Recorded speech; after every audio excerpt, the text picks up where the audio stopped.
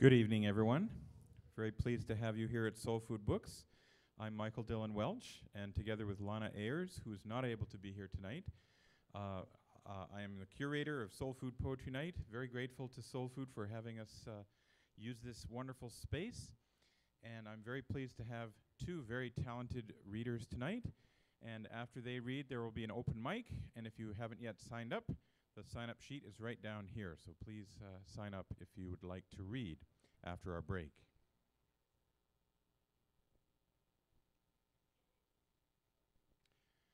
Our two readers tonight are both, among other kinds of poetry and other talents, they're both very skilled at writing haiku poetry. And in that vein, I'd like to read a short poem by Sonia Sanchez that is called "The Haiku for Me Is." The haiku for me is silence, crystals, cornbread and greens, laughter, brocades, the sea, Beethoven, Coltrane, spring and winter, blue rivers, dreadlocks, blues, a waterfall, empty mountains, bamboo, bodegas, ancient generals, dreams, lamps, Sarah Vaughan, her voice exploding in the universe, returning to earth in prayer.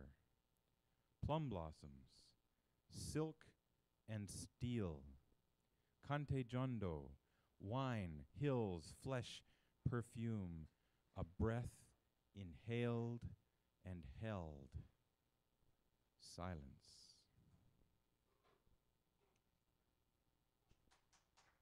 That's Sonia Sanchez. So I'll introduce our two readers, and first up will be Tanya MacDonald, and then Deja Leger. Tanya MacDonald started writing haiku in the mid-1990s at Linfield College, where she surreptitiously counted out syllables on her fingers in literature classes. A native Oregonian, she now resides in Woodinville with her husband, their cat, and a ridiculous number of books. No number is ridiculous, but that's my opinion. She has been a member of Haiku Northwest since 2008 and is very active, which is nice to see. When she's not composing haiku on buses or on walks, she is working on her urban fantasy novel. Her poems have appeared in Modern Haiku, Frog Pond, Bottle Rockets, The Heron's Nest, Acorn, Dwarf Stars, Where the Wind Turns, which is the 2009 Red Moon anthology of the best haiku published in the previous year, and also in 57 Damn Good Haiku by a Bunch of Our Friends, which we have down here among some other books. Not listed here is New Resonance 7, which is an anthology she's also in that we also have copies of. Tanya is currently serving as coordinator for Haiku Northwest, the Washington State region of the Haiku Society of America. I'm very pleased that Tanya, who is a longtime regular here at SoulFood Poetry Night, is able to be one of our featured readers tonight. Tanya MacDonald.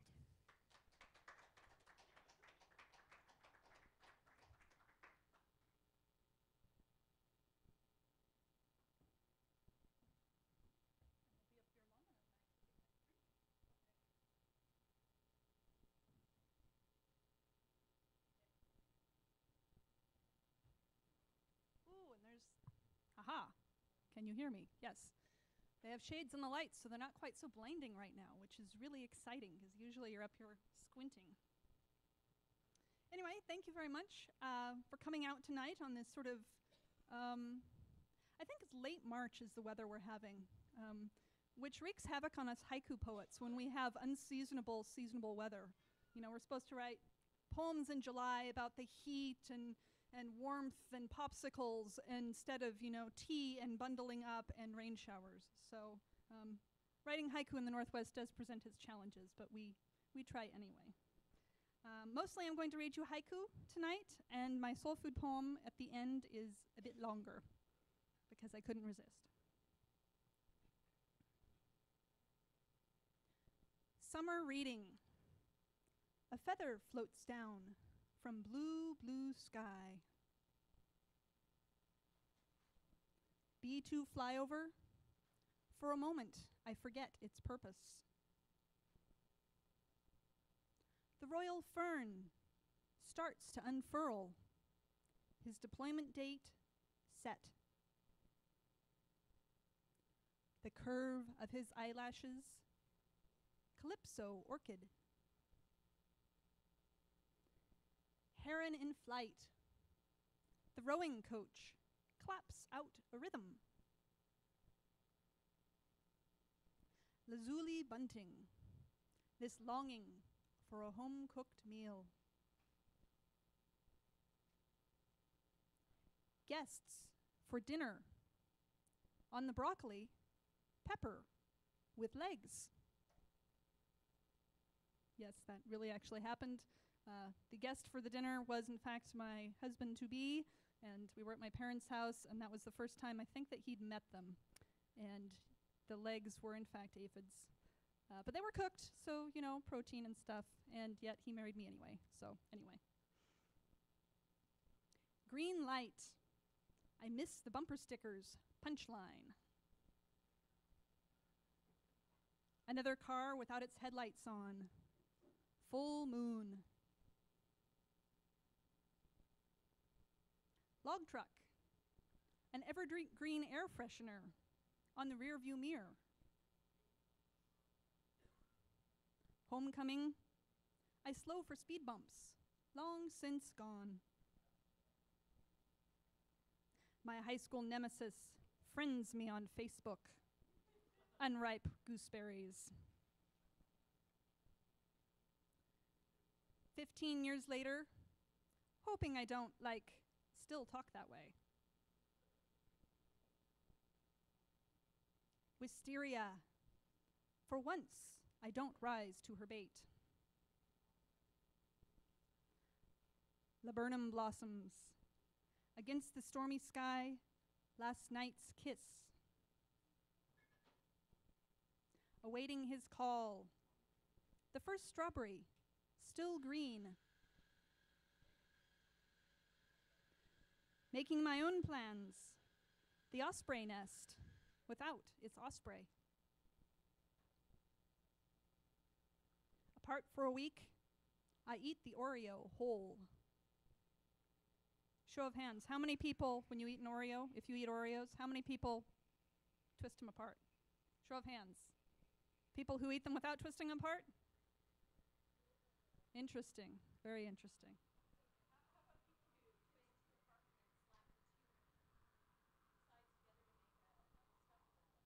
Oh, interesting. See, there's always with little Oreos. Various things to do with Oreos. Leftover leftovers. Still counting down his return in months. Rainy day. The steady tick, tick, tick of a sprinkler. Rain on the skylight. I carve off a petal of lavender ice cream. Missed bus. The ditch full of forget-me-nots. Lilacs in bloom. My neighbor turns up. Don't fear the reaper. True story. Summer doldrums.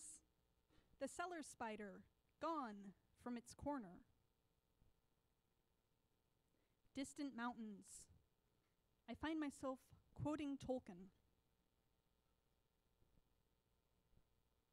And I recently got back from a camping trip in the Ochiko Mountains in central Oregon with my family. And we've been going to the same camping site for, well, not me personally, but our family has for the past 60 years this year. So it's always fun to go up there. Creekside saxifrage. I don't hear her call my name. Orb spider. 3 bottles of beer, cooling in the creek. Campfire coals turning to ash. Stories of our college days. First star, a different one from last night. A lupin patch outside our tent. Last night's crazy dreams. Tickweed in bloom. I remember she's not a morning person. Homeward bound. Raindrops tadpoling up the windshield.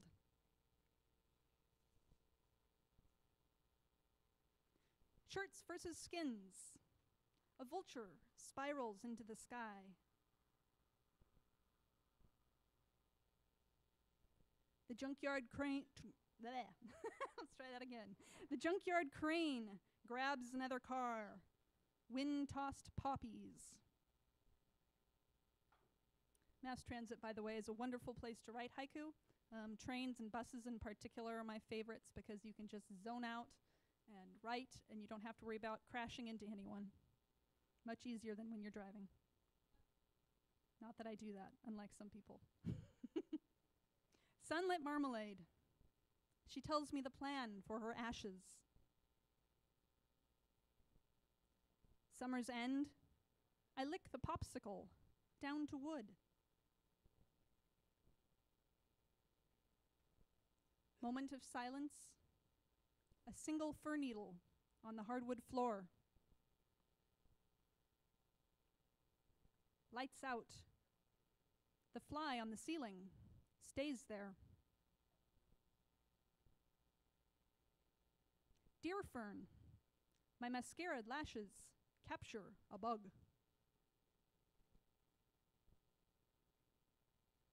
Convex mirror. I still can't roll my tongue.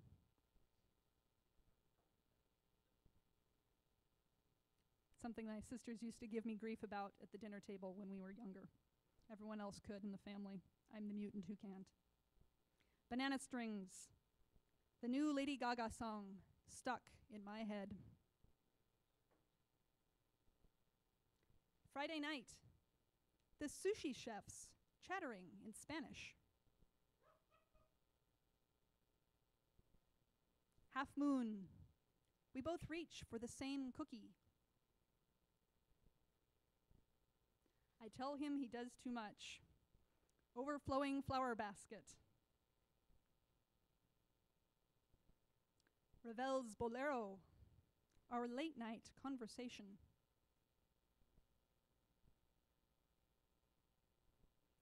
Winding down after a long day. Dust on the fan blades. Car packed and ready. I can't locate the GPS. Peeled birch bark. I loan him the book I just bought. Nodding off, his breathing matches the poet's cadence.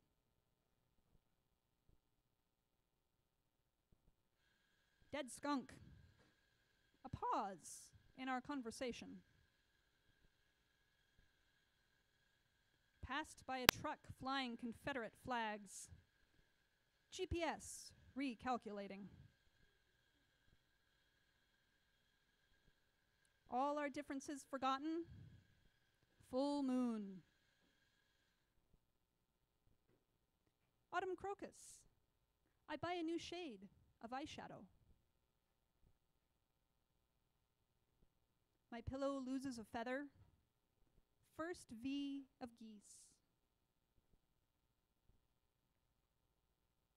Salmon run. The bridge clogged with people. Reddening maples. The radio station fades away. Scandal. The candidate's sign caught in the brambles. Cold night. Muffin tins nesting in the cupboard.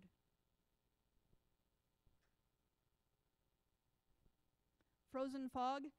The furniture store still going out of business. 2 a.m. foot cramp. My headache suddenly gone. Because you have new pains to think about. It's always fun. Not enough sleep. A steady green light on the battery charger. Hitting the snooze button. My hand still asleep. Waning headache. The cat's purr fades away. As Michael mentioned, my alter ego is a novelist, and so I'm often writing novels in National Novel Writing Month, which is November. So, as to be expected, everything else from my life seems to creep into haiku, or haiku seems to creep into the rest of my life. And noveling is no exception. Writer's block. The nuthatch returns for another seed. Behind on my novel, the bag of tulip bulbs starting to sprout. Rain-streaked windows. My pen runs dry. Dishes unwashed. Ah, but these ink-stained fingers. Holiday weekend. The rest stop toilet seat, still warm.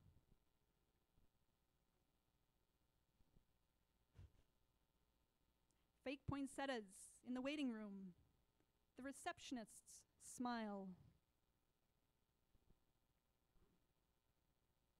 Dusty cookbook. I find her recipe for divinity.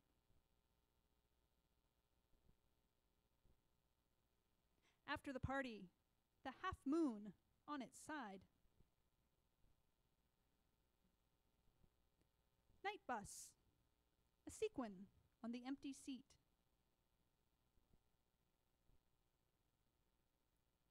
His and his rings in the jewelry shop window. Distant carolers. Fresh gingerbread. I reread my sister's coming out letter.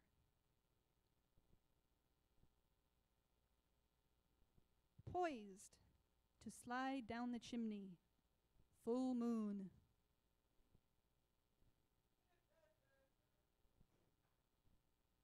Christmas Eve. I try to forget. I saw the receipt. Newlyweds. We leave the mistletoe up a little longer.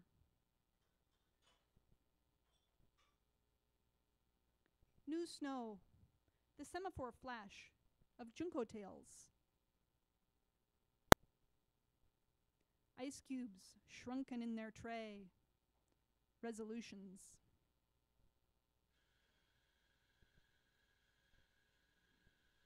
This one's actually written about Deja's knitting needles. When we were at the place where you were, Port Townsend, we had a Port Townsend meetup with there's a big haiku group, or a very involved haiku group in Port Townsend, and we meet up with them twice a year, and some folks from Bellingham and Vashon as well. And Deja was knitting, and so I couldn't resist this one. Blunt knitting needles. The day unravels shadow by shadow. Dentist appointment. I reacquaint myself with the acoustic tiles. Unpredicted snowfall. His new haircut growing on me. Breakfast for dinner, pretending I'm someone I'm not. Jedi mind trick. The bus driver doesn't ask for my transfer slip.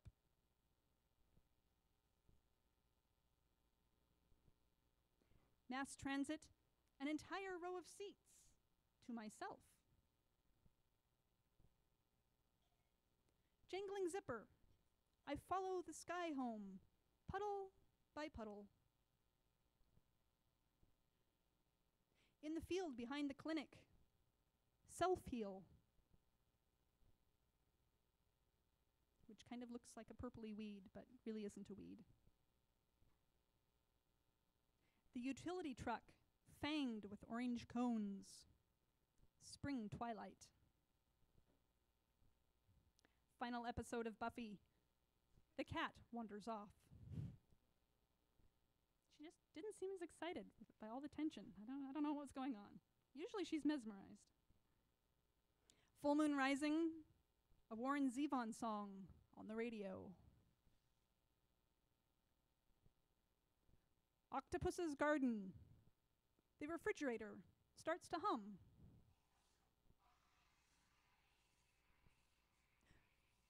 No reason not to sing. Daffodil. 2 stars and a satellite. Equilateral, isosceles. Rain all day. A plant tag in the paperback. Child's tea party. I accept a second helping of cherry blossoms. What do you have on your shoulders? Is it a puppy dog? You, right there. Oh, he's so cute. Sorry, distracted by cuteness. I feel a haiku coming on any second now. Neighbor kids playing at war. I fold another crane. Courthouse clock tower. On each side, a different time. Ailing economy. We leave the sand dollars for the tide. Scattered feathers. Another charity asks for money. A toy dinosaur beside the road. More junk mail. Rock, paper, scissors. The sun finds a hole in the clouds. Expectant father. The tender way he holds his comic book. Lights out. A star falls behind the dresser. Spring fever. I answer the call of a bird I don't know.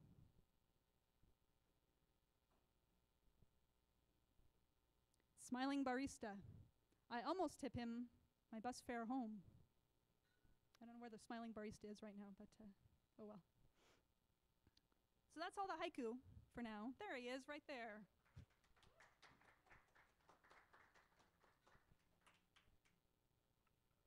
And that was going to be my soul food poem, but then I thought I probably should do something slightly more substantial.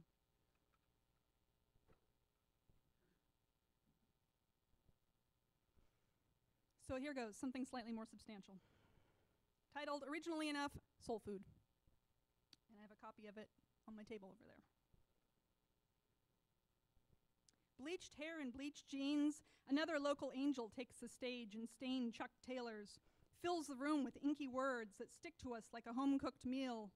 The green light comes on when something good happens, and we are channeling threadbare tapestries on a concrete floor, channeling the buzz of beans in a grinder, channeling long legs and soft gray trousers, stepping silently past sun-filled pastries, and trying to be good. Channeling syncopation and generations at round tables, channeling tarnished French horns and shiny wall guitars, channeling Whitman and pirates and fiddling and suburbia and oversized t-shirts, fiddling with our boot zippers, hugging new friends like their old friends, asking for that extra shot of espresso because what the hell, it's almost Friday, and even if our laptops are open, we're not fooling anyone under these ripped burlap skies. So read us one more bad poem from the wrong side of the tracks, tell us what the Neon Buddha did on his way to work yesterday, and send us home primed for velvet dreams, the likes of which we'd never tell our mothers about. Thank you.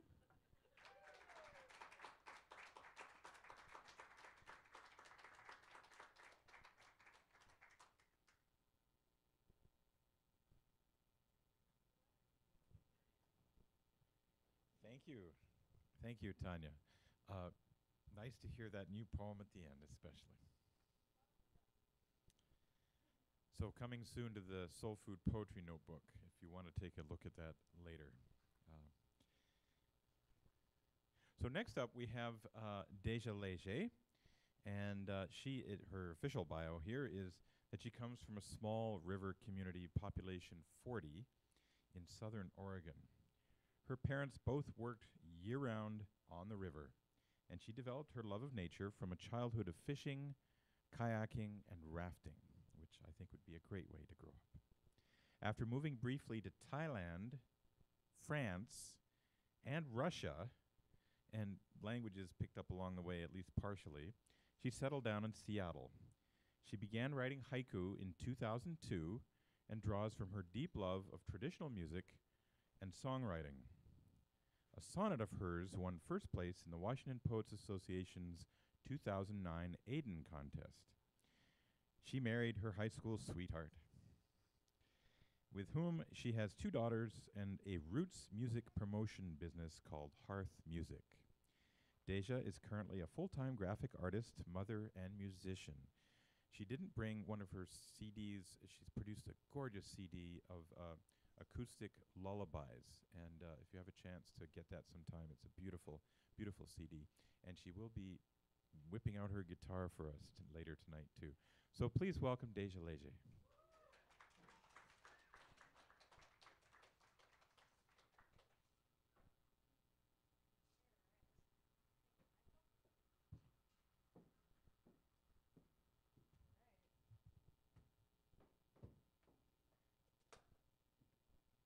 It's nice to be here. This is my first time at SoulFood Cafe, but not my last. This is just gorgeous here, and I feel so at home here. It's just lovely.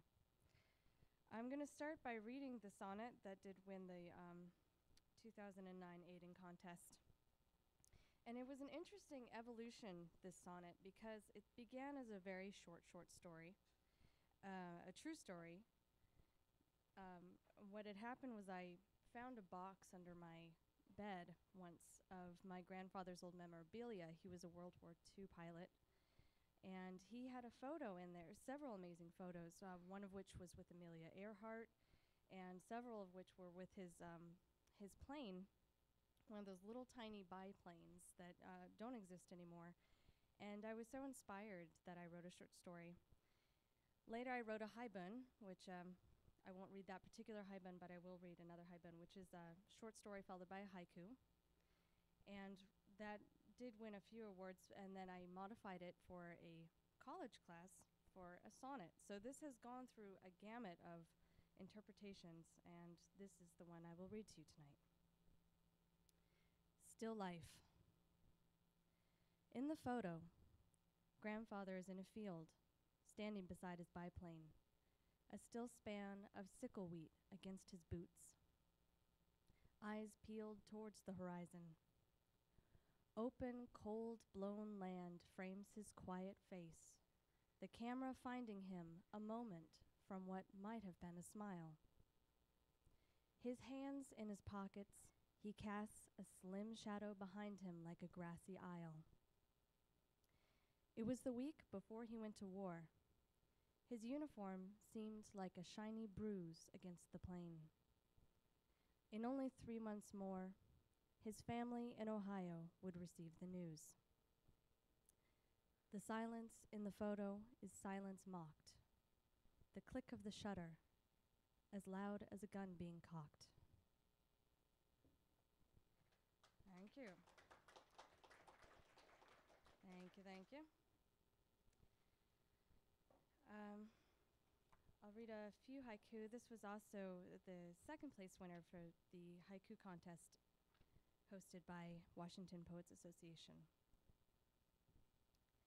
Christmas morning, the snow prints of the stray who curled by our door.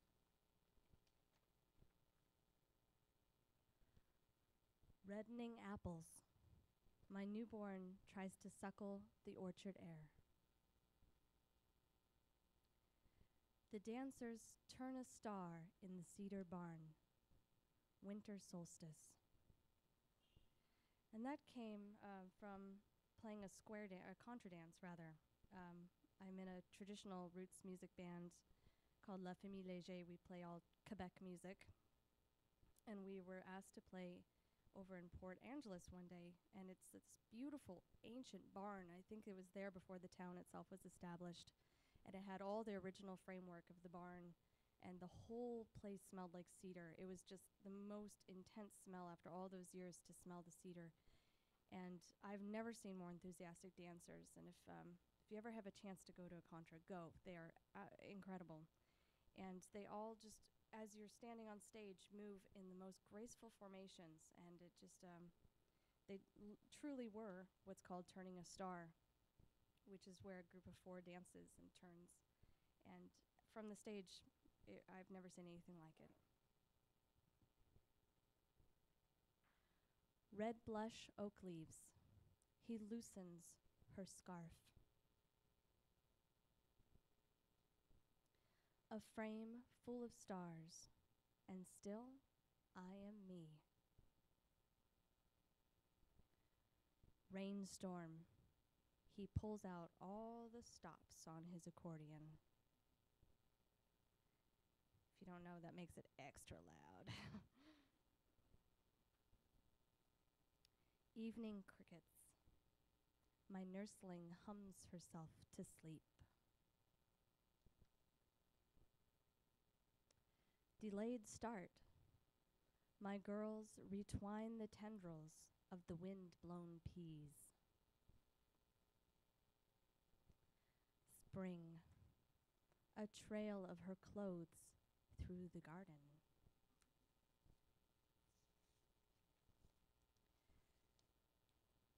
I'm going to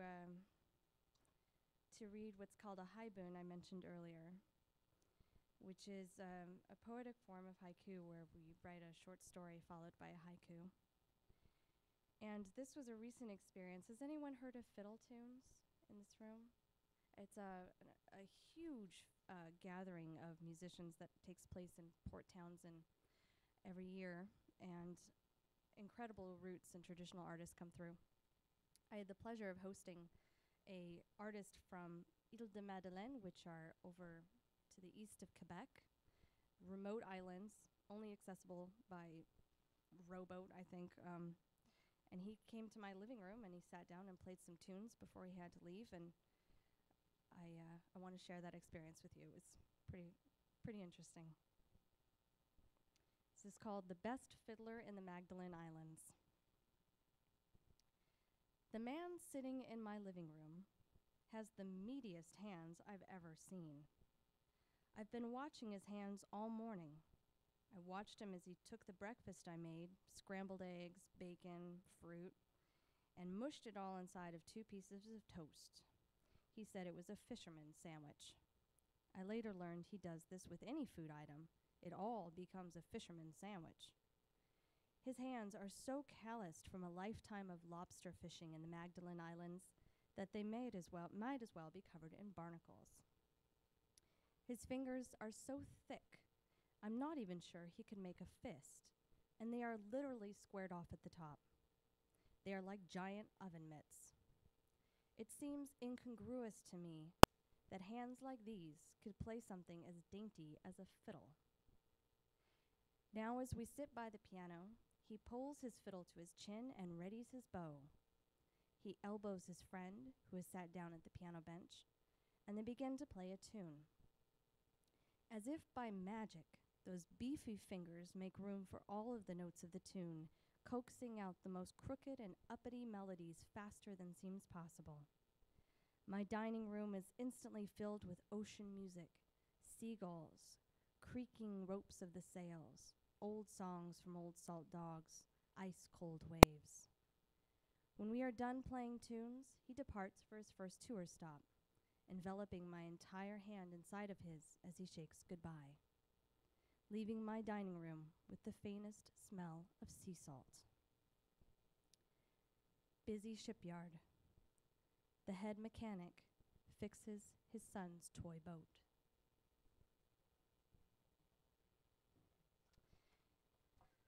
And before I play a song for you, I have one last poem. It's called Kalama, which is south of here as you're driving towards Oregon. And I wrote this years ago, but it was my first introduction to feeling like contemporary poetry wasn't enough for me, that I wanted to get more into nature poetry, and it was my first venture into wanting to learn more about haiku. Above Kalama, a truck driver swerved into my lane, then corrected himself when I honked and swerved away. In his side view mirror, I saw him staring at me, grizzled and angry, and I thought of the ways in which we encroach upon our surrounding world, stepping upon shadows when we stray from our meridians. I wonder, at what point did I look upon the world grizzled and nasty? Or at what occasion did I see shadows as darkness? In the cloister I build for myself in fear mud like a swallow, staring narrowly outwards. Is it any wonder I see one truck swerve and hate his face, and miss the grace of the sycamore swaying gently near the freeway? All right, I'm going to move this over.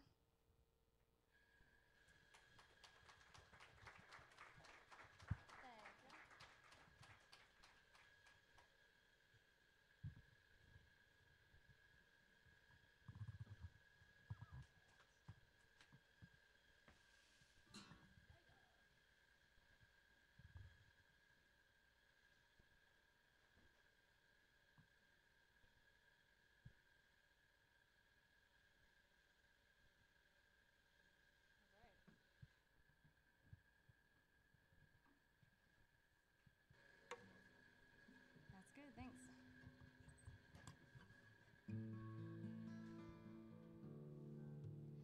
All right. I started off as a songwriter. I met my husband that way. We ended up making a traditional Irish band, and now we do traditional Quebec and Acadian music. But I always like returning to my songwriter roots. So I wrote this song just last week, actually, and I'd love to share it with you. It's called Lady of the Sea.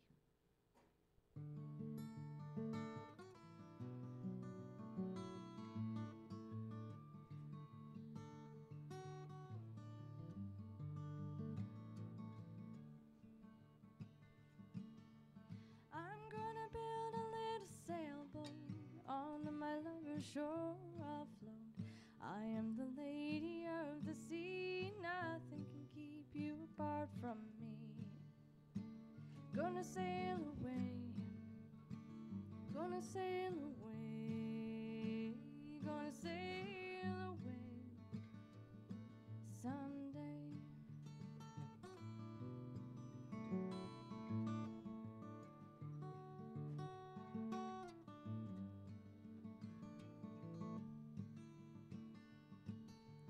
My long hair will be the wind, hard blown knots to pull you in. When I reach my lover's shore, I'll braid the wind so it blows no more. Gonna sail away, gonna sail away, gonna sail away someday.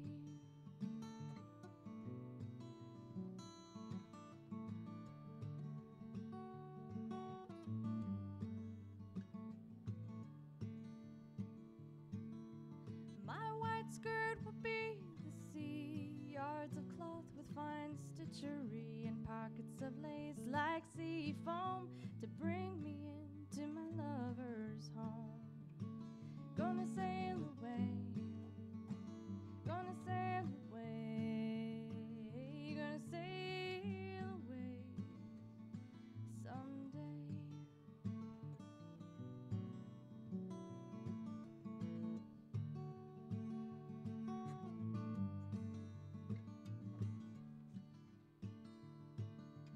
Beneath my skirt are my two small feet to walk the sand beneath the sea.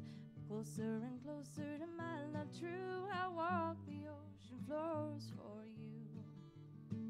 Gonna sail away, gonna sail away, gonna sail away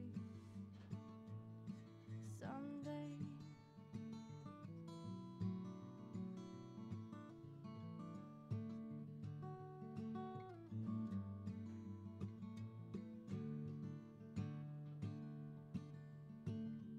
My long fingers will be my oars, pulling and paddling till they find yours. When I hold my true love's hands, I'll lash my oars forever to land. I'm gonna sail away, gonna sail away, gonna sail away someday. wanna sail away, wanna sail away someday.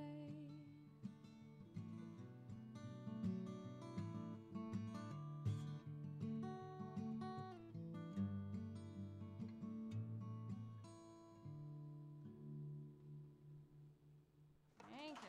All right, I'm gonna see if I can retune real quick.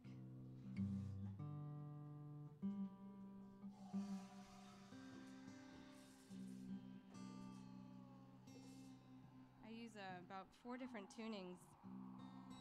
I don't know why. Just to drive myself crazy, I think.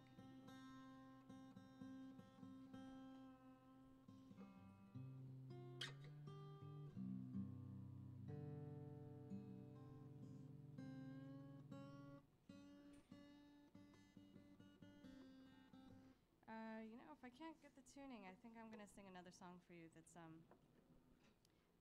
the poetry's in French, but I'm going to explain the song to you because it's one of the more beautiful poems I've ever heard. And it's about an Acadian fisherman leaving his village, and he leaves behind this woman, and she tells him, when you go across the seas, all the Italian girls are going to charm you. They're all going to want to, they have all these secrets that they can use on you. How do I know you're going to come back to me? And he replies, to constantly watch the North Star and to be faithful. And he'll follow the North Star home and be with her.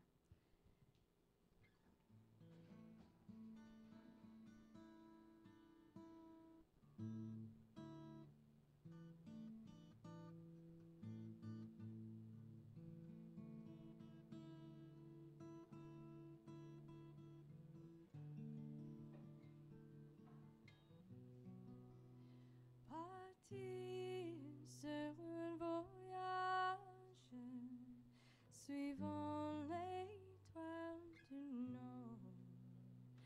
J'aurai mon équipage pour quand j'arrive au port. S'il faut raiser les voiles, rendu que tristesse, peu prierai Dieu, ma belle, pour que j'arrive au port. Quand tu seras dans ces îles éloignées, il y aura des Italiennes qui seront te charmer. Et moi, la malheureuse, je serai bien délaissée, car l'amour est trampeuse quand on est éloigné. Oh amie, ma douce amie, souviens-toi que je t'ai promis, avant de partir, je vais te la redire. Sois-moi fidèle et sage, conserve-moi ton cœur au retour de voyage. Je ferai ton bonheur. Pour partir sur un voyage, suivant l'étoile du nord. Thank you.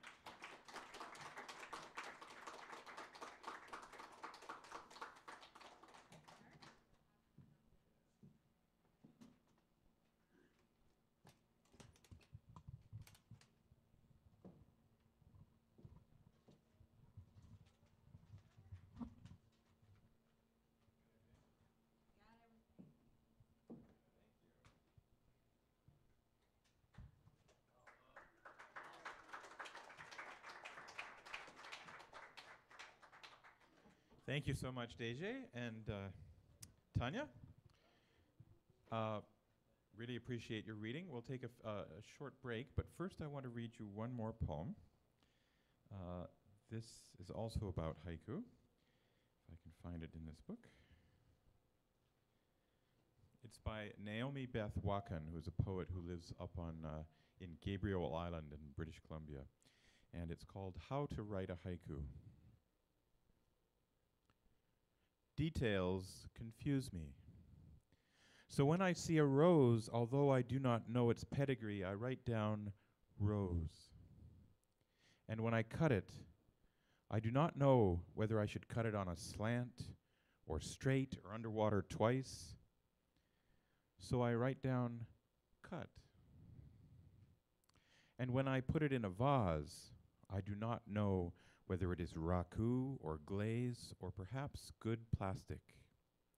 So I write down vase.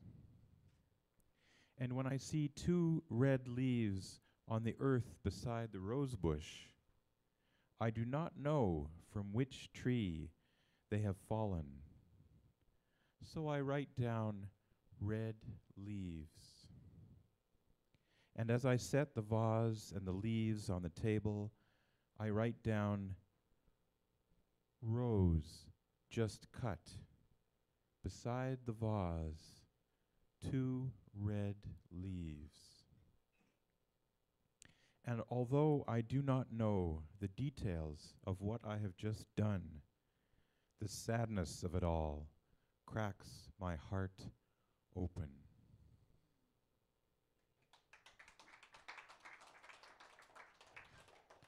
And thank you both for cracking our hearts open with your haiku. We'll take about a 10-minute break right now. Please help go visit the counter here and buy some food or drinks. And please come and check out the books we have by our readers tonight. If you haven't yet signed up for the open mic, the sign-up sheet is on this table. And please come back in about 10 minutes for our open mic. Thank you.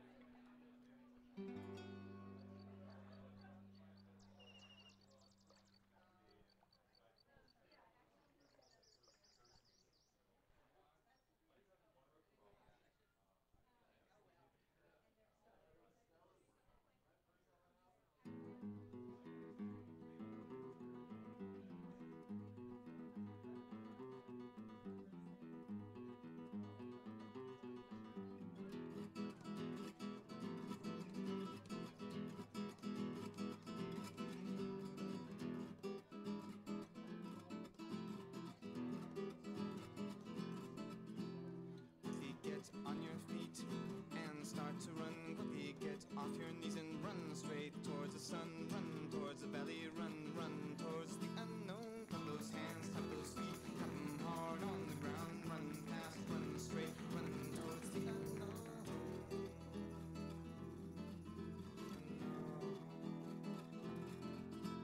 Quickly run, feet in hand, quickly run over sand. May the light quench the thirst and may the night be the worst. Clap those hands, clap those feet, clap them hard on the ground. Run fast, run straight, run towards the unknown.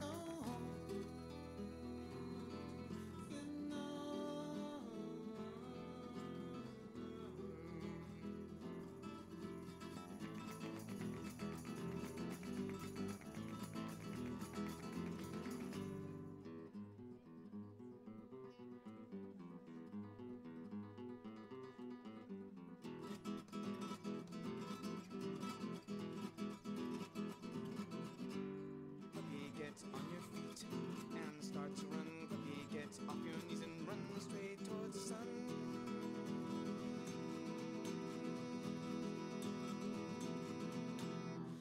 Get on your feet and start to run. Quickly get off your knees and run straight towards the sun. Run towards the valley, run, run towards the unknown. Clap those hands, clap those feet, clap them hard on the ground. Run fast, run straight, run towards the unknown. The unknown.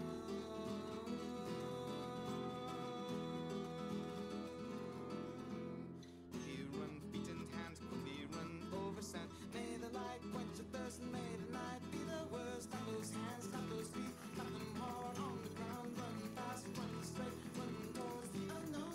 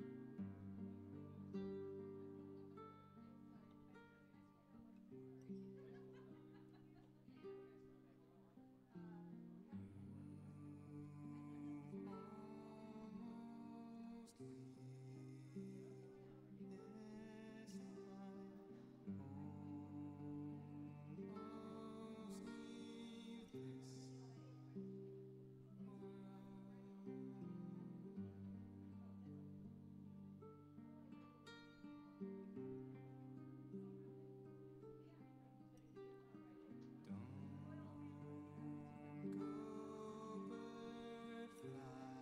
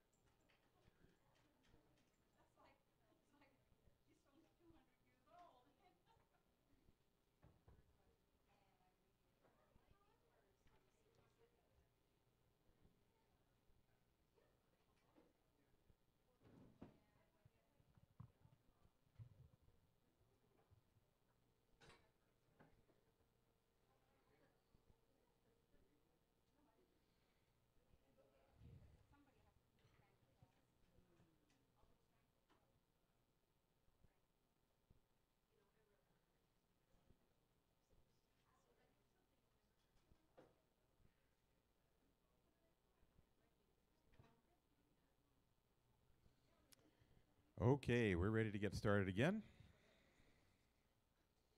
I'd like to point out a couple of things. If you haven't seen it, on this table and that table, there's a little flyer for SoulFood Poetry Night that lists some of our upcoming readers. And I wanted to mention that next month, August 18, our regular monthly reading, will feature another haiku poet, Christopher Harold, who's coming from Port Townsend, Washington. And also coming from Port Townsend is Mike O'Connor, who is also a translator of Asian literature and also a poet himself. And Christopher and Mike will be reading a mix of longer poetry, but Chris will also include haiku from his new book called Inside Out. So please come back August 18 for that extravaganza. And you can see some of the other readers already slated for through the rest of the year. I also wanted to mention, if you haven't seen this, if you're interested in haiku, we have a conference called Haiku North America that started in 1991 and has been moving around the country and is here in Seattle for the first time ever, August 3 to 7. And Tanya and I and Deja and a few others are helping to put this together. And we have a little flyer about that with a beautiful logo that Deja designed. I just thought I'd mention that. So please come. It's not too late to register. And a little bit of self-promotion. This book that I was reading from is my brand new book. It's called Tide Pools, Haiku on Gabriola, and it celebrates 10 years of haiku retreats that have been on Gabriola Island in BC. And take a look if you're interested.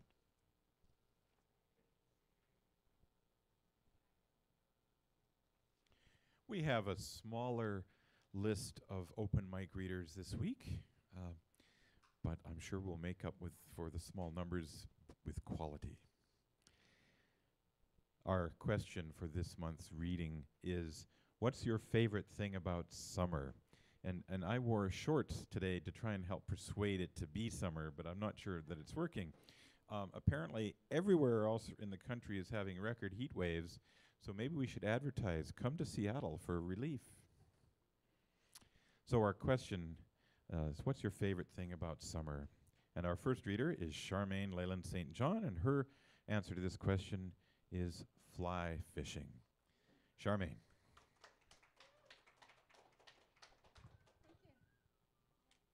Before I forget, I'll be reading at Match Coffee and Wine Bar in Duval on August 3rd.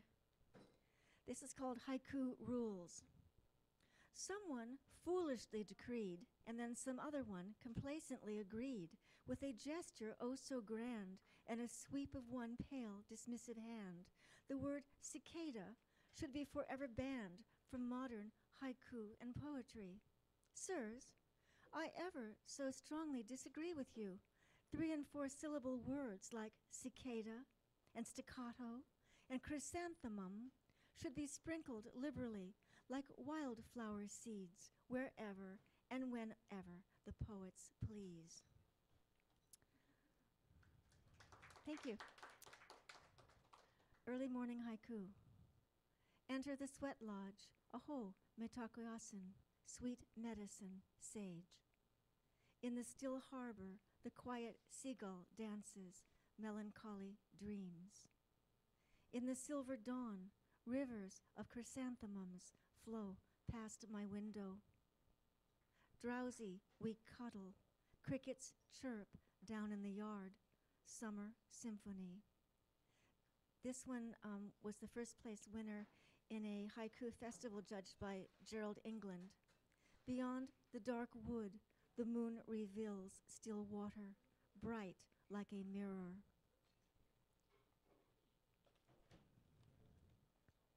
Bird of paradise, why do some prefer roses to your mystery?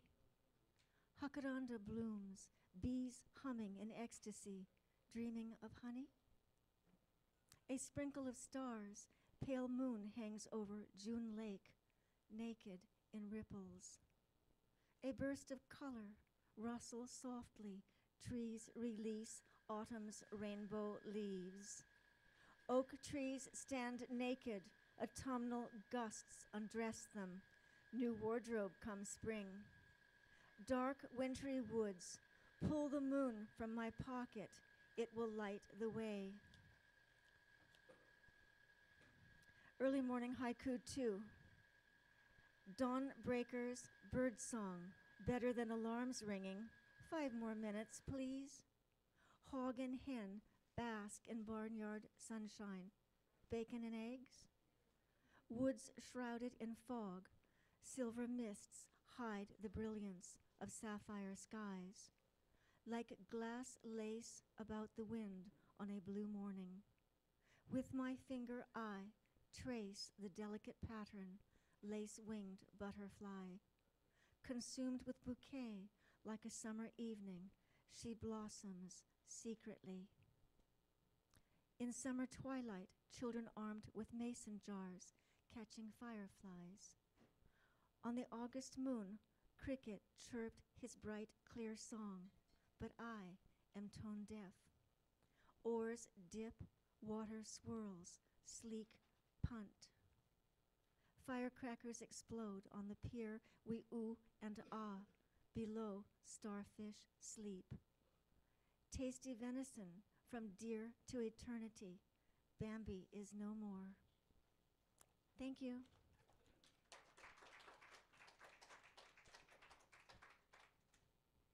Thank you, Charmaine. I didn't know you knew Gerald England, because I know him. Oh, okay. Well, I know him. And I'd want a copy of your Haiku Rules poem, if that's possible. Next up, we have Mary Crane and her answer to the question, what her favorite thing about summer is? Sun. So you must not be liking this summer very much. Mary Crane.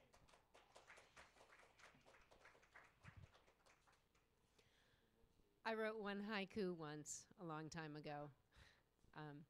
And I didn't know the rules. I didn't know you couldn't use 3-syllable words. So it's called Reunion at Niagara Falls.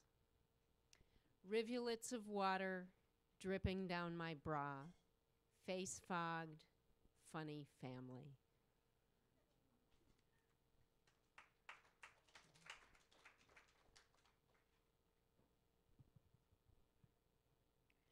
In the other love story, we kept our boots on. He held my hand as we stumbled forward barefoot in the dark, up the hill and tumbled down into the weeds with fading stars. Early light coyote song with a view above the town. As I lie there in shock, he said goodbye. Afternoon on River Rock, water rushing past, I cursed and cried. Back in the spring, the only thing I wanted was the birds. We met on Saturdays beneath a cedar tree, hidden in a thicket on a rise at the juncture of the path. Life was hard for both of us. We didn't always talk. Early mornings, naked in the dirt, he smelled my hair. The frosty air was cold. We thought perhaps we'd be together when we're old.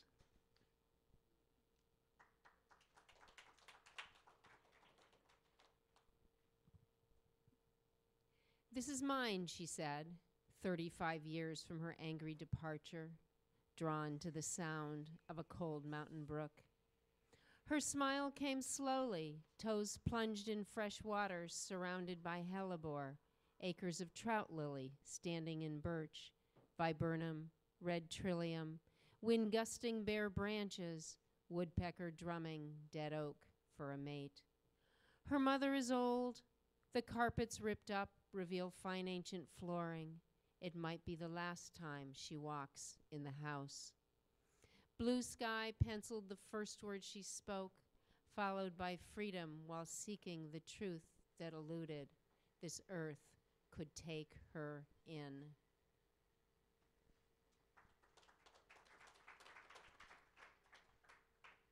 I have a new book.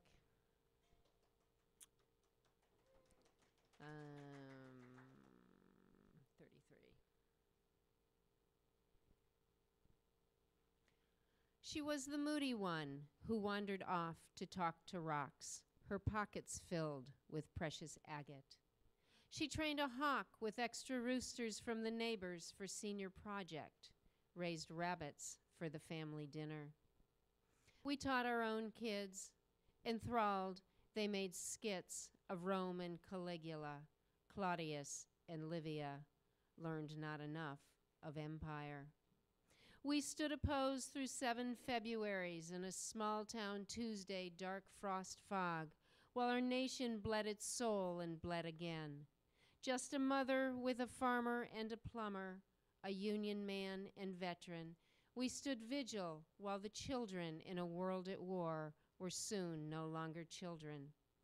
In 78 months on that corner, we befriended strangers' sons and daughters, talked of peace and boys and poverty, of other means on how to leave an 8-block town. But missed this one with good grades, 2 parents and half a cow, who drank the milk and traded board for farming chores. This one who rode in my car, ate lunch in my kitchen, whose deep abiding love of the beating pulse of living beings made me wish she were my own. But aloof, her dark moods like a changing tide, my daughter too left her behind. Want for adventure has brought her to the stark hills of Afghanistan. Fear for this child is the raw lust of an unrequited maternal instinct. There is nothing to offer but paltry words for protection on the other side of now. There are no unwounded soldiers. There are no unwounded soldiers. Thank you.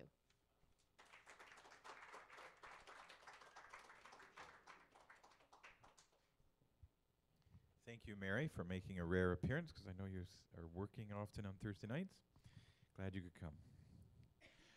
Next up, we have Al Suarez, and his favorite thing about summer is time, which I guess if you're a student, you have more time in the summer. Al Suarez.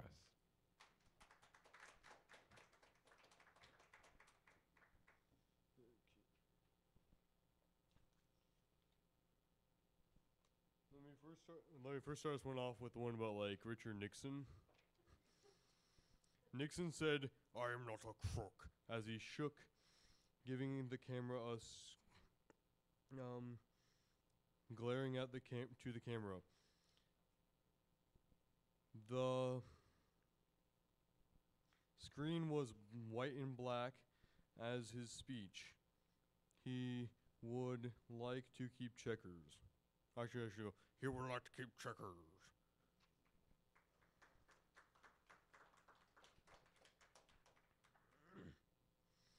I don't know what to say. I don't know what to see. I don't know where to look for you and me.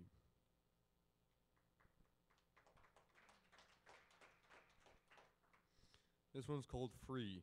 The man who has no name upon a bridge cried one more time and fell off the edge. He is now free.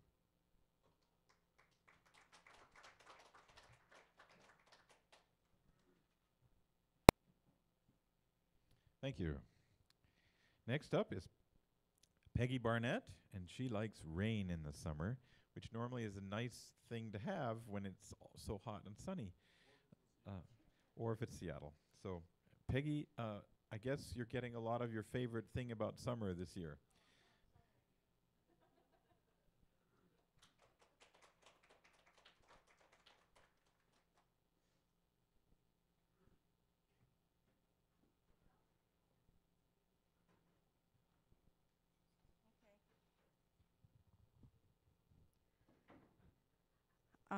Guess it's time for a few cranky poems. I've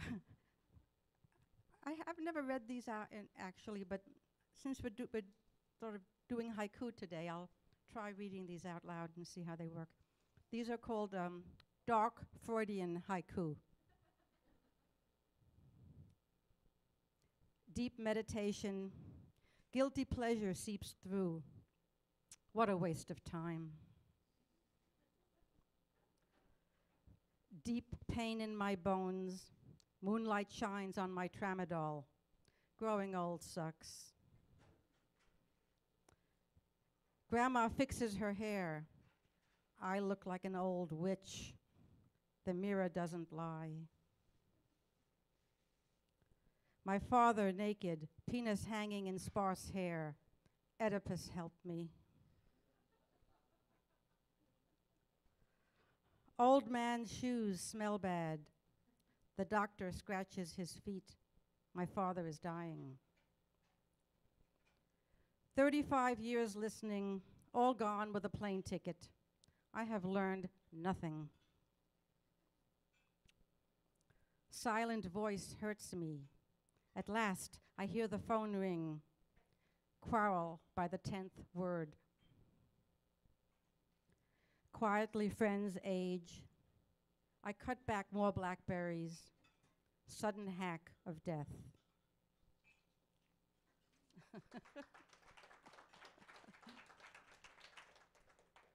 And this one is something, it's still a work in progress. I've already rewritten it a few times, but we just, I think I'll tear it out of the book. It's easier to deal with it.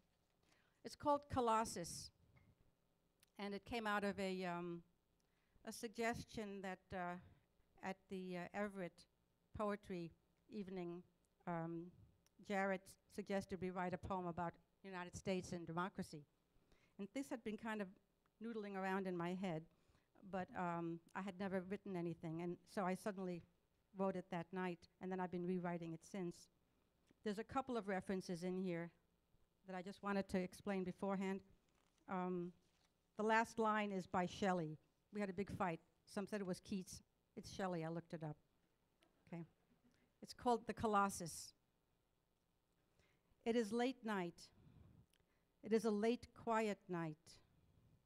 She stands in the harbor facing east, her robe's folds blowing out behind her, her orange torch on fire, flickering like moonlight on the choppy waves. Around her, tiny windows, square glow fluorescent green in a distant circle. Soon the rising sun shines on her face. The massive green sandaled foot moves. It steps off the pedestal, toes huge and clutching the ground, a sound that reverberates the air, shaking the skyscrapers around the harbor. The second foot follows with a clanging clump as she steps off the island onto the water. Holding the torch, Lady Liberty begins to stride across the harbor, ducking under the Verrazzano Bridge as she moves towards Europe. Waves washing the bottom of her skirts as she strides, huge steps, hurrying to her destiny. She passes France, walking quickly on the land of her birth, huge footprints parting Hungary, Bulgaria to Greece, where she stops and looks around at the ruins of her life. She strides over the Mediterranean, using Rhodes as a stepping stone where the Colossus of Marusi, forged from cannons and swords, welcomed all to safety with his own torch, later to be turned back into swords and cannons. Her footsteps shake the foundations of Egyptian ruins and the solid rocks of pharaohs buried in square-cut tombs, still the lords of their domains. She cries when her feet are cut on Syrian rocks dry in the bright sun and turns south, not stopping in Israel in fear for her life. She runs, green skirts flying, torch burning lower, fuel dying, further south to Africa, where they catch her and make her kneel down at the guillotine they have been given by France. There, they cut her head off. It rolls into the desert, landing on its cheek in the valley of the African rift, her crown points thorns pointing to the sky, eyes open and staring, neck hacked open. The yellow sand blows over her green face and into her eyes to bury her. Look upon my works, ye mighty, and despair. Thank you.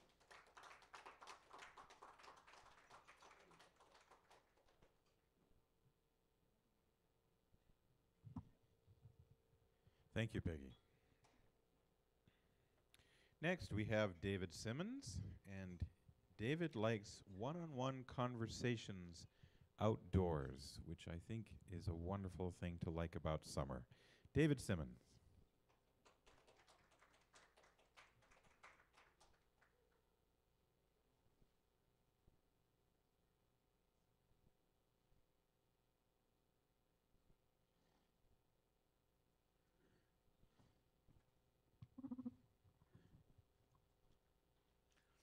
Hi, I took a really big bite of my sandwich right as you said my name, so sorry.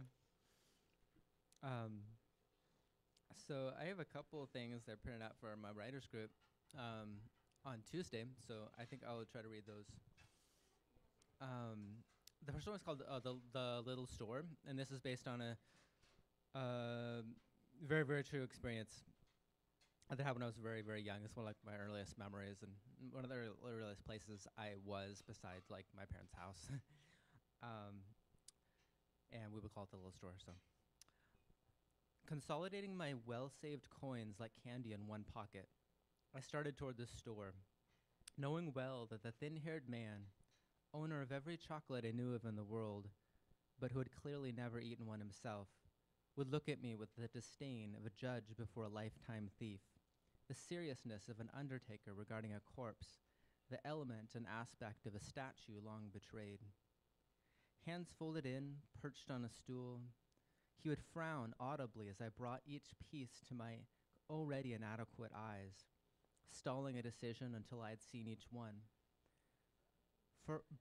Furrowed brows would follow me with merciless suspicion as I gathered my sugars color by color.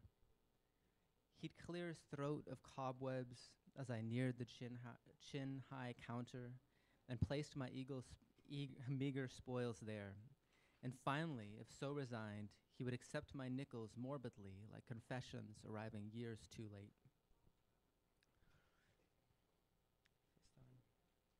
Thank you.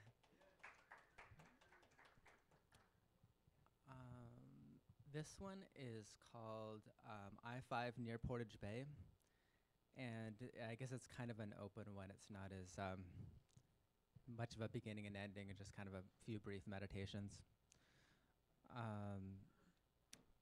I-5 near Portage Bay. A slim gold is pouring westward down the boat canal, lighting the bolted scaffolding of bridges, illuminating masts and sails, bringing crystal life back to the small wind's waves in a water it is discouraged to swim.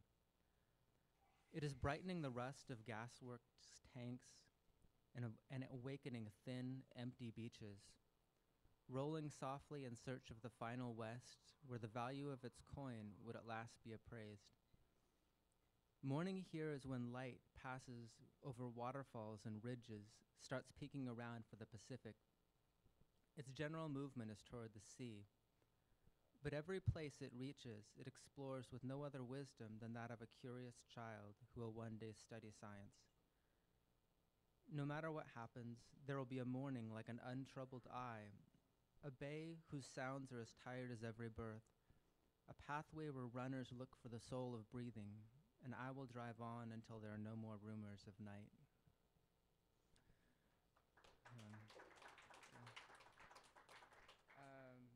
Would there be time to read another poem that's not mine? Is it okay? This is another poem, just one last poem, by Hayden Carruth that I read this week, and I thought it was really nice. It's called Little Citizen, Little Survivor.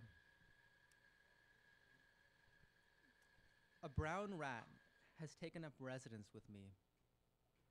A little brown rat with pinkish ears and lovely almond-shaped eyes. He and his wife live in the woodpile back by my back door, and they are so equal I cannot tell which is which when they poke their noses out of the crevices among the sticks of firewood and then venture further in search of sunflower seeds spilled from the feeder. I can't tell you, my friend, how glad I am to see them. I haven't seen a fox for years, or a mink, or a fisher cat, or an eagle, or a porcupine. I haven't seen any of my old company in the woods and the fields, we who used to live in such close affection and admiration.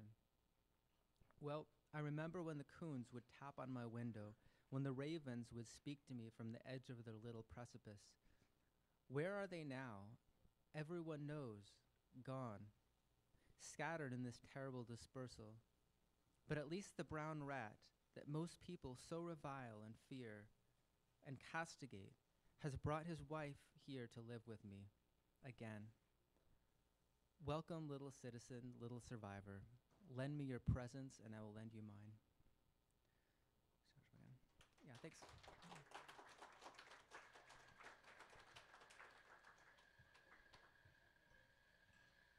Thank you, David. Something that I've forgot to mention earlier is that tonight is the 5th anniversary reading of having Soul Food Poetry Night, which is wonderful. Very grateful to Soul Food for having us for 5 solid years already. The time goes by. The store opened in, I think, April of 5 years ago. I can't do the math. And we started this reading shortly after the store opened, and I'm very, very grateful for this space. And it's great to see how Soul Food has evolved, and now they have stars hanging from the ceiling, which are new since last month. And there's always something new here. Great music, great people, great tribe, great drinks, snacks, and poetry. Next up, we have Dawn Marie, and her favorite thing about summer is riding a motorcycle on twisty country roads, inhaling the changes in scent scenery, feeling the microclimates go by. Dawn Marie.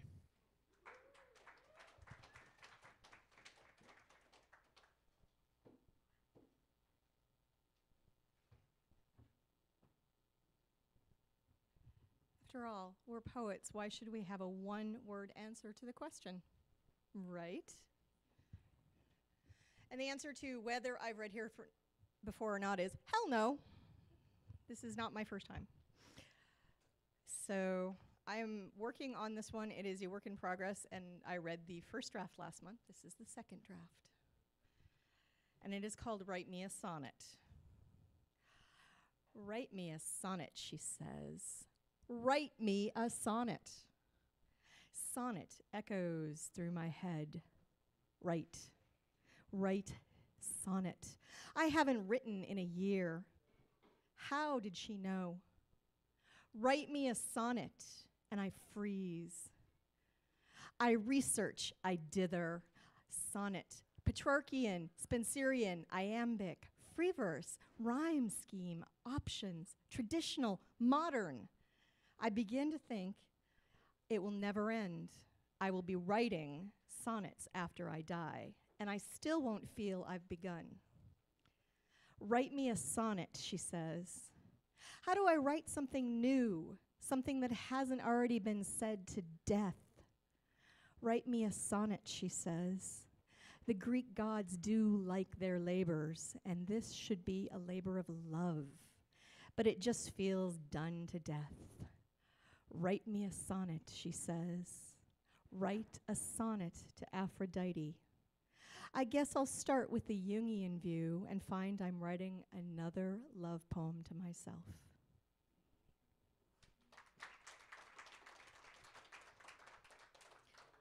And since the last reader of the night has requested that I read more than that, and people have been saying, "Where's summer?" This is my hymn to summer. And I've read it a long time ago with drumming and stuff. Strong, cool waves slapping at the shore. Summer. Sun baking down. Summer. Strong, cool waves slapping at the shore. Summer. A cool, ripe fruit juice drips down my breasts, and you lick it away, not wanting to waste a single moment. Summer, strong, cool waves slapping the shore, warm sun, warm waves, warm baking heat, strong, sexy, sinuous women slithering from car windows, and I wrap myself around a motorcycle and feel summer filling me up. Feel the green breeze through me, strong, cool waves slapping the shore. Young babies taking their first heady lungful of air, not knowing the promise ahead. Strong, cool waves slapping the shore, sun baking me, baking me, sun dripping cool, ripe fruit juice, sun baking strong, summer filling me up. Thank you.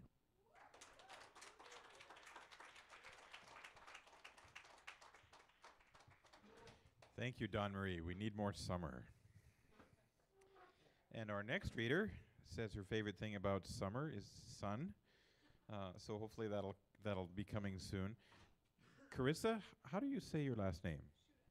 Shuda? Her first time here. Please welcome Carissa. All right. So I'm really nervous.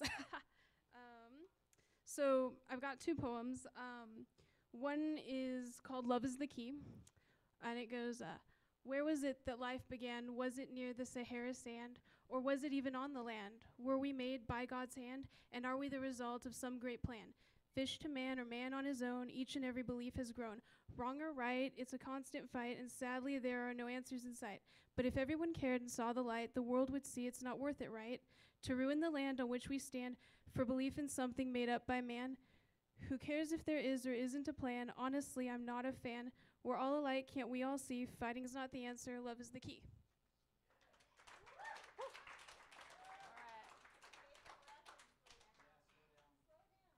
Should I read it again slower?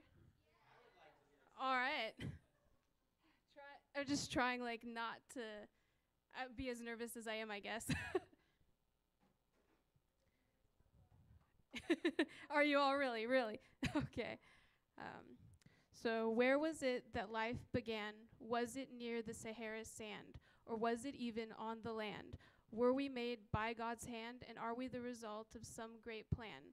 Fish to man or man on his own, each and every belief has grown. Wrong or right, it's a constant fight, and sadly there are no answers in sight.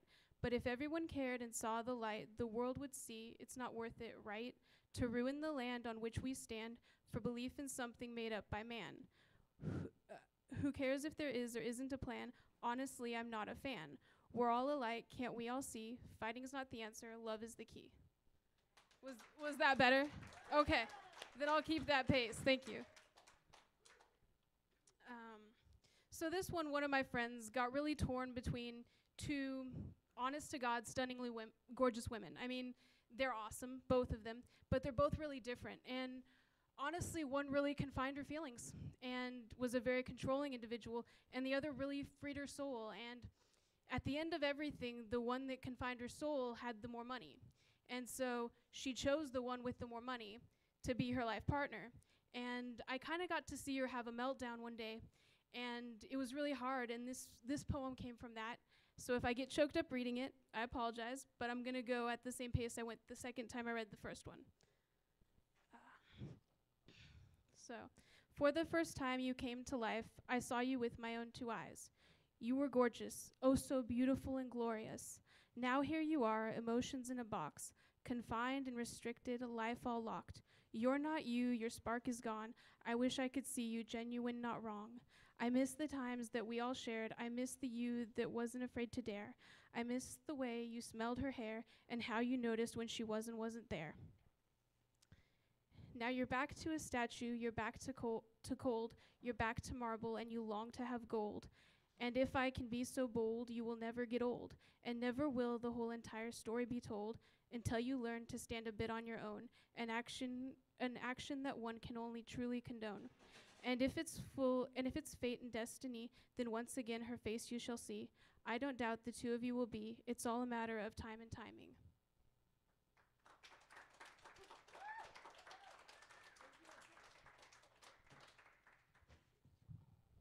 Thank you, Carissa, and please do come back. We have another reader whose favorite summer thing is her job.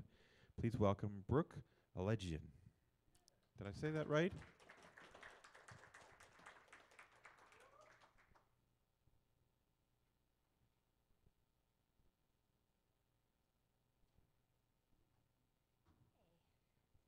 Well, I wasn't really going to read a poem tonight, but then when you said it was the 5th anniversary, I got like a little bit sentimental, and I was like, okay.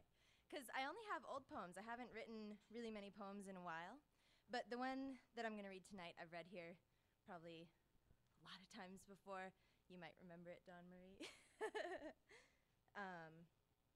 So I just have to, sorry, my screen is covering it. Okay. Visible spectrum of light. Our eyes sheltered from trillions of colors. Unseen, unimaginable, uncomprehended. limit what we internalize from the outside. Oops. Sorry, it's giving me trouble.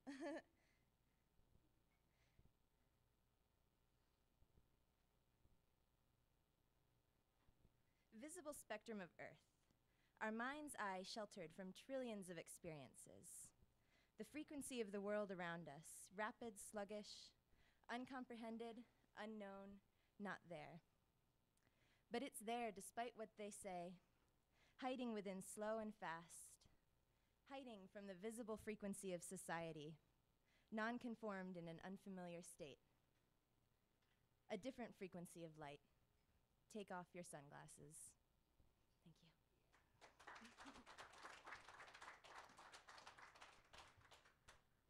Thank you, Brooke. And now to clean up for as our last reader, I'm going to read at the end, and then we'll have an encore after that. But first we'll have Taylor, who likes waking up early in the summertime. Taylor.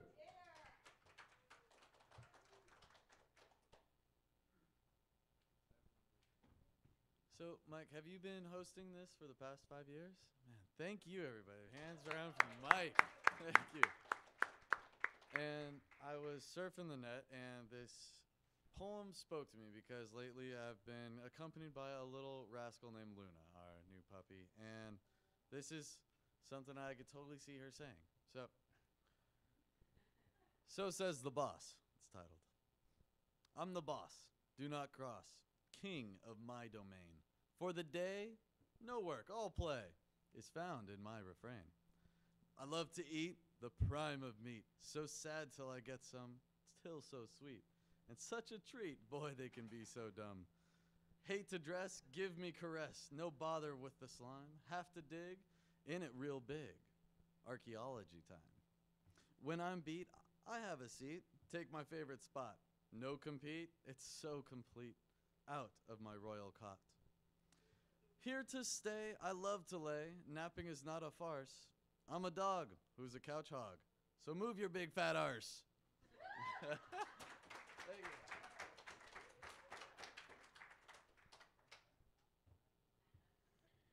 Thank you, Taylor.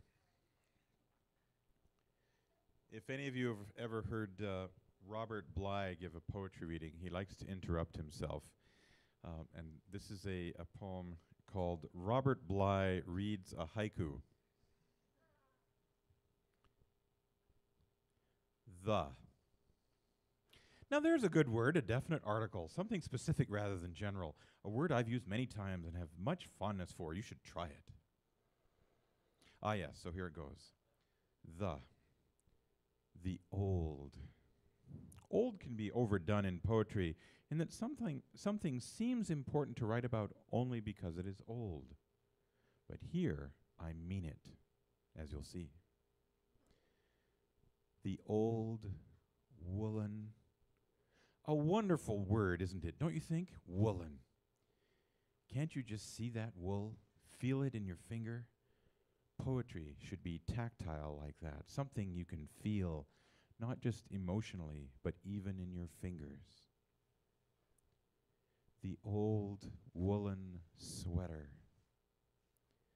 There's a noun, folks. I like nouns. Now we know the subject, and a good subject it is too. I've never known why it's called a sweater because it's not meant for sweating, but there you go. There you go. Taken. And now we have a twist. Something is happening to the sweater. A sense of story is coming into the poem, and I hope it takes you with it. Taken, yarn by yarn. So what's this? The sweater is being taken yarn by yarn, but why? What for? By what? How? This is good, that the poem poses a question, gets us to wonder. If a poem doesn't make you wonder, then what's a poem for? From. You know, one of my favorite books is by Erich Fromm. Have you ever read The Art of Loving? It's one of those life-changing books that delves into the psychology of selflessness. That's not what I mean here, naturally, but I can't resist mentioning it. Let me go on. From the The definite article again. I think poetry should be definite. Know where it's going, what it's saying, and know when not to be definite, when to be woolly. And I'm being definite here. Snowbank. Taken from the snowbank. So there you go. There's the answer. The old woolen sweater is being taken yarn by yarn. From where? From the snowbank. Why?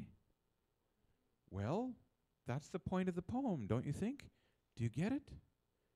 Do you see the bird in the poem? That it's spring, that the sweater lost in the snow during the winter is emerging in the spring, and the bird is building a nest, giving the sweater's yarns a new life. Do you see that in the poem? That's how it is, I think. With all good poems, they hide and reveal. Now, where was I? Ah, yes, the haiku. And you know what? I think I read it incorrectly. It starts with an, not the. Oh, thank you. And I've asked Deja if she'll do one last encore performance on her guitar. I don't think anyone would object. So please welcome Deja back to the stage as was set up again.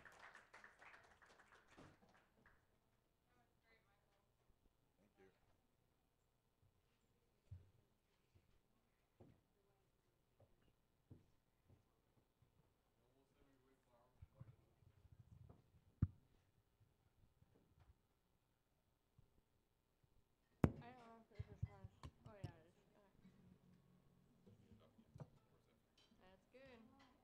I want to just one more time thank SoulFood and Michael Dylan Welch for having this wonderful poetry night. Like I said, I've never been here, and I plan to come back because the talent here, the community here, the tribe here is really unparalleled. And thank you to all the readers for making my night so awesome. And this is one I wrote about 3 years ago. I had a friend who was just constantly complaining. We all have those people in our life.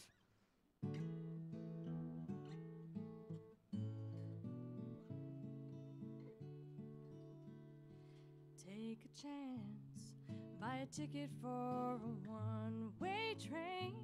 Come out west, meet me in the morning. I'm your friend, and you are like an empty teacup. You're just waiting for life to fill you in. Well, I know that you go with the weight of winter tides, and I see your eyes flows as a weight across the great divide. Won't you come and let me comfort you from time to time?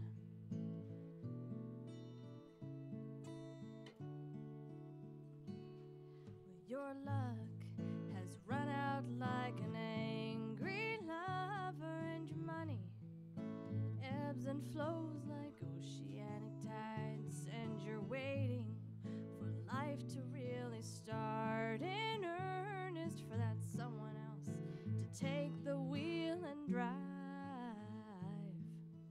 Well, sometimes I think, sometimes I feel like a one-woman band playing to the sound of a single clapping hand.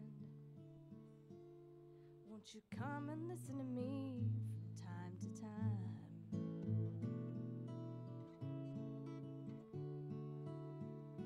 So take a chance, buy a ticket for a one-way train. Come out west, meet me in the morning. I'll have coffee and maple scones and lots of stories, and we'll laugh till you finally feel at home. It seems like you think only sad stories sell, and our friendship would go bankrupt if everything started going well. You know, I love you more than just from time to time. Time to time. Time to time. Ooh.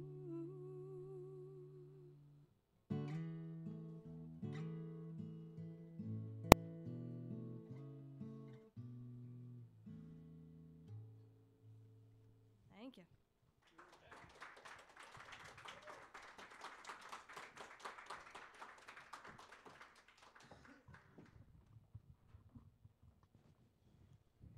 Years ago, I took guitar lessons and discovered that I'm not a guitar player. But if I could snap my fingers, that's one talent I would love to have. So thank you for ending us with that and your poetry in lyrics. And thank you also to Tanya MacDonald for her poems.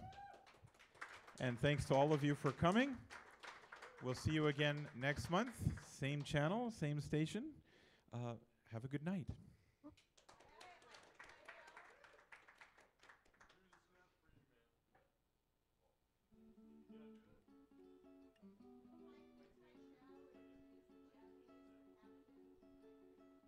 Descubre qué bonita felicidad.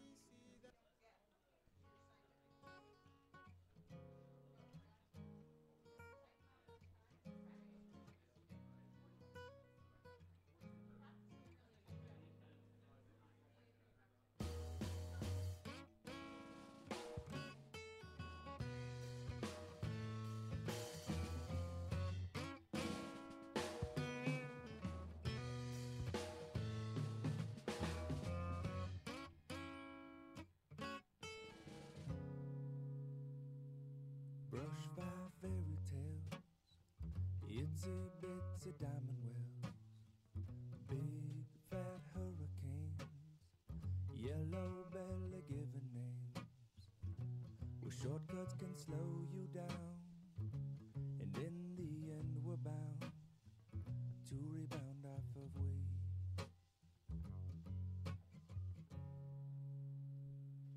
We'll dust off your thinking caps, solar powered plastic plants, pretty pictures of things we ate.